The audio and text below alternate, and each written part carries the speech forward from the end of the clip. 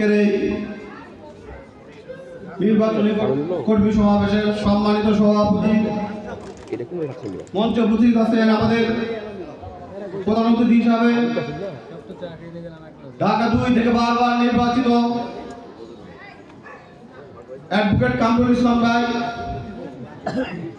মঞ্চ উপস্থিত আছেন ঢাকা জেলার নেতৃবৃন্দ, কেরানীগঞ্জ উপজেলার নেতৃবৃন্দ ও কেরানীগঞ্জ উপজেলা আওয়ামী লীগের সহযোগী সংগঠনের নেতৃবৃন্দ সকলকে জানাই আমি আমার ব্যক্তিগত পক্ষ থেকে মৃত্যুবাসীর পক্ষ থেকে সংগ্রামী অভিনন্দন ও শুভেচ্ছা।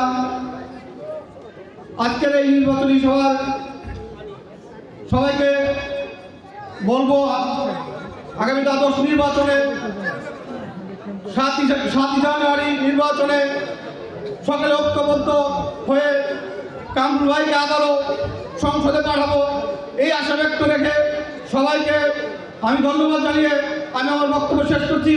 জয় বাংলা, জয় বঙ্গবন্ধু, জয় হোক আজকের এই কর্মী সমাবেশে।